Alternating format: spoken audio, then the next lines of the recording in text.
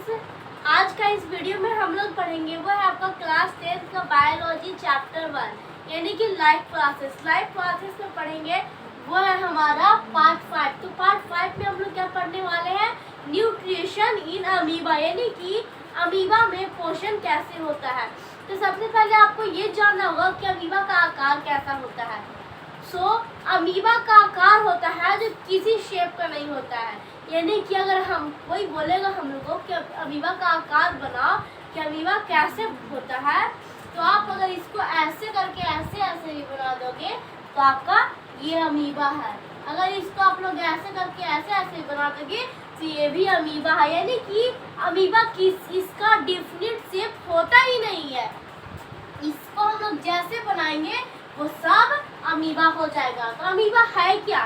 तो अमीबा एक कोशिकीय है, ठीक है, यानी कि अमीबा एक कोशिका से बना होता है और उसी में रह करके सारा कार्य को करता है। और अमीबा में है जो प्राणिशम काम होता है। देखिए कि अमीबा में है जो 5 टाइप पे रह करके इसका पूरा काम को किया जाता है। पहला है वो आपका अंतग्रहण, पहला है वो है आपका अंतग्रहण।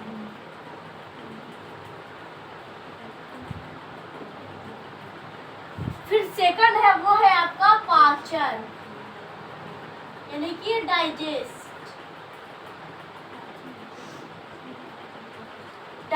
या फिर आप डाइजेशन भी इसको बोल सकते हैं।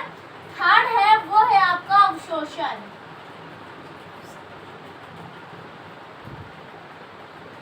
थर्ड क्या है, अवशोषण यानी कि अब्जॉर्प्शन।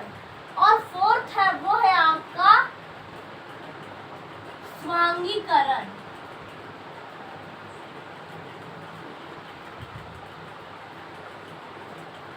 फाइव है वो है आपका बहिक्षेपण।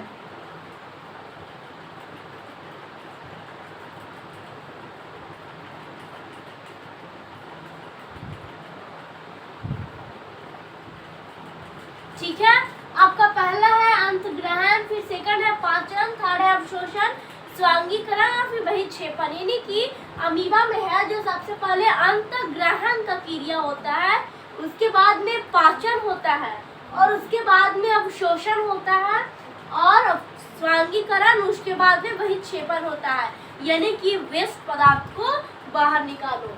अंतग्रहण का काम क्या होता है? तो अंतग्रहण का काम होता है वो इसका काम यह है कि हम लोग क्या करते हैं, किसी खाना रखा हुआ है तो उस खाना को खाने के लिए हम लोग हैंड का यूज करते हैं। लेकिन अमीबा में क्या होता है कि अगर फूड है तो अपने फूड को खाने के लिए अमीबा फुटपाथ का यूज करता है, यानी कि स्यूडोपोडिया का यूज करता है। कौन? तो अमीबा। यानी कि कोई पूछेगा या फिर आपका एग्जाम में क्वेश्चन देगा अमीबा अपना भोजन को प्राप्त करने के लिए किस चीज का प्रयोग करता है, तो फुटपाथ का यानी कि स्यूडोपोडिया। फिर देखिए कि अंतर्ग्रहण में क्या होता है। तो अंतर्ग्रहण में होता है कि अमीबा है जो अमीबा में क्या होता है, स्यूडोपोडिया फुटपाथ, जो फुटपाथ अपना भोजन को लेता है। फिर सेकंड है आपका कि पाचन, इसका पाचन करता है, उसके बाद भी इसका अवशोषण करता है।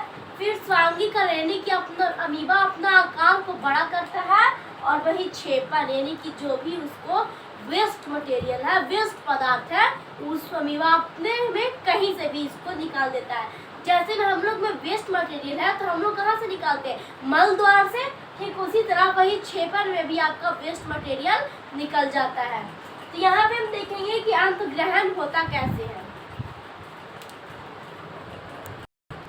देखिए यहाँ पे आपका फर्स्ट है वो है आपका अंतग्रहण, यानी कि अंतग्रहण यहाँ पे कैसे होता है। तो यहाँ पे एक आपका अमीबा है, यहाँ पे हम बना देते हैं अमीबा,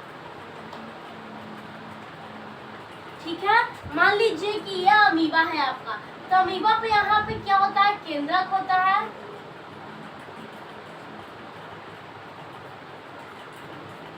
फिर इसके अंदर कोशिका द्रव्य होता है बहुत सारा,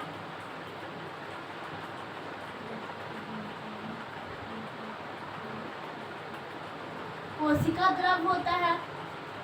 फिर देखिए यहाँ पे कि ये तो हम आपको नॉर्मल कोशिका सॉरी नॉर्मल अमीबा होता है उसमें ये सब होता है, लेकिन अंतग्रहण इसमें कैसे होता है? तो हम आपको क्या बताएं कि अमीबा है जो अपने फूड को प्राप्त करने के लिए फूड पाथ का यूज करता है, यानी कि स्यूडोपोडिया का यूज करता है। जैसे हम इंसान अपने भोजन को प्राप्त करने के लिए, खाने के लिए हैंड का यूज करते हैं, ठीक उसी तरह ये अपने भोजन को खाने के लिए फूड पाथ का यूज करता है। तो यहाँ पे अंतग्रहण होता है इस प्रकार। अगर मान लीजिए कि यहाँ पे क्या है, आपका फूड है, यानी कि कुछ खाद्य पदार्थ है यहाँ पे, तो क्या करेगा अंतग्रहण में? यहाँ पे अमीबा है जो अपने हैंड को यहाँ से ऐसे करके और ऐसे करता है, फैलाता है और इस फूड को अंदर ऐसे अपने अंदर ले लेता है। तो फूड जो बाहर था जो क्या हुआ, अमीबा के अंदर आ जाएगा। कब? जब अंतग्रहण इसमें होगा तब। किसके द्वारा? तो स्यूडोपोडिया के द्वारा। फूड अंदर आ गया, ये क्या हुआ, आपका अंतग्रहण हुआ। फिर देखिए सेकंड में क्या है आपका पाचन, यानी कि डाइजेशन। तो डाइजेशन यहाँ पे कैसे होता है? तो यहाँ पे भी आपका एक अमीबा हम बना देते हैं।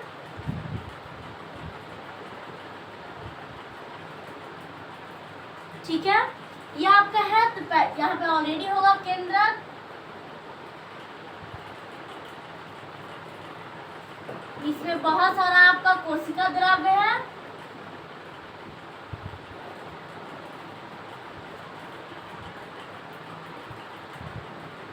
फिर देखिए यहाँ पे कि अंतग्रहण हुआ था जब, तो क्या किया था, अमीबा में फूड आ गया था, यहाँ पे बाहर था जो अंदर आ गया था फूड। तो इसमें पाचन कैसे होगा? तो अमीबा में पाचन होता है जो एंजाइमों के द्वारा होता है, यानी कि अमीबा में पाचन एंजाइम के द्वारा होता है। तो देखिए यहाँ पे फूड है, तो इसके अंदर यहाँ पे क्या बचेगा आपका, खाद्य रिक्तिका। यह है आपका खाद्य रिक्तिका।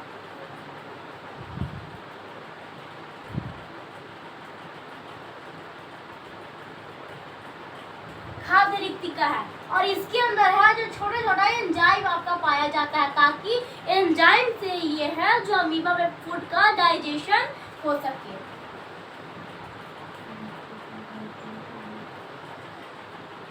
ठीक है, तो एंजाइम यहाँ पे है। देखिए खाद्य रिक्तिका होता है जो परमानेंट, जो मतलब हमेशा के लिए नहीं होता है।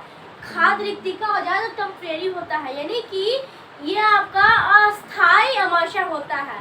अगर यहाँ पे पाचन हो गया तो खाद्य रिक्तिका हट जाता है। कब? जब पाचन हो जाता है तब। इसीलिए हम लोग इसको अस्थायी आमाशय भी कहते हैं।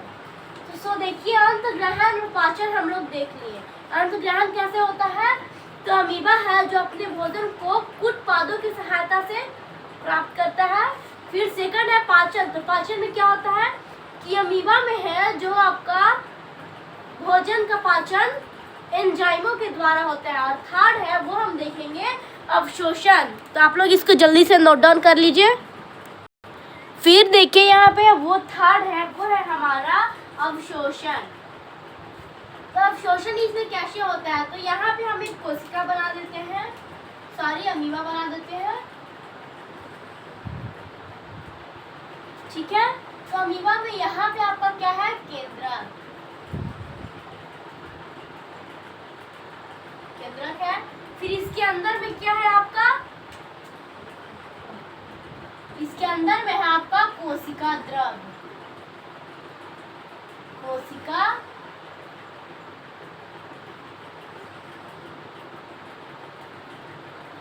द्रव्य। फिर देखिए यहाँ पे कि अवशोषण से पहले क्या हुआ था अमीबा में, तो पाचन हुआ था। तो अवशोषण में क्या होगा कि अमीबा में जो पाचन हुआ था वो सारा पाचन अवशोषण में आकर के क्या होगा, फैल जाएगा।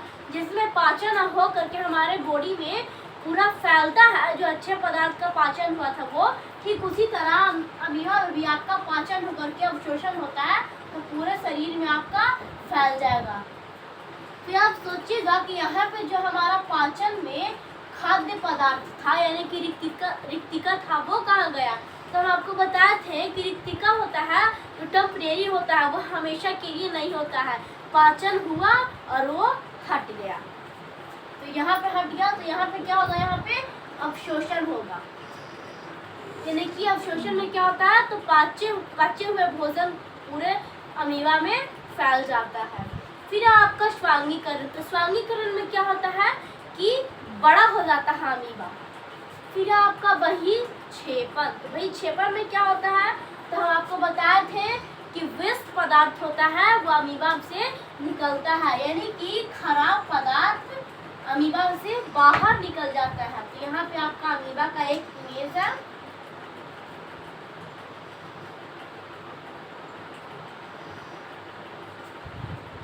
केंद्रक,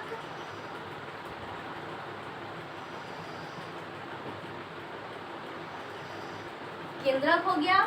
फिर आपका इसमें छोटा छोटा क्या है, आपका कोशिका द्रव,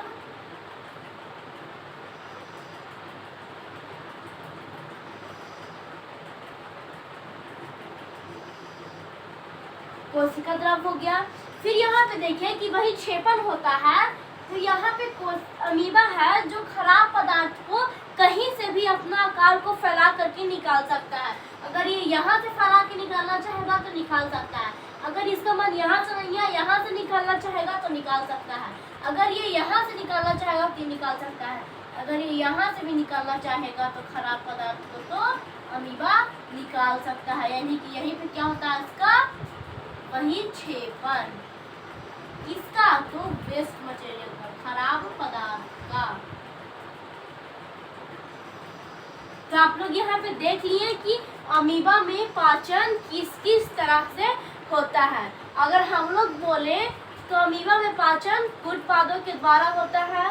फर्स्ट था आपका कि किसके द्वारा होता है, तो अंतग्रहण, यानी कि अमीबा है जो अपने भोजन को कुछ पादों के द्वारा पकड़ता है। सेकंड पाचन, तो पाचन एंजाइमों के द्वारा होता है। थर्ड है आपका वो है कि अवशोषण, तो अवशोषण में क्या होता है कि जो भी पचा हुआ चीज था अमीबा में वो सब क्या होता है, फैल जाता है।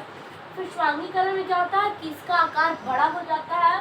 फिर फिफ्थ में क्या होता है बहिक्षेपण में कि खराब रहता है, खराब पदार्थ उसको अमीबा अपने में से बाहर करता है कि भाई तुम बाहर जाओ, तुम हमारे अंदर नहीं रह सकते हो। सो थैंक्स, अब मिलेंगे हम लोग नेक्स्ट वीडियो में, उसमें देखेंगे न्यूट्रिशन इन ह्यूमन।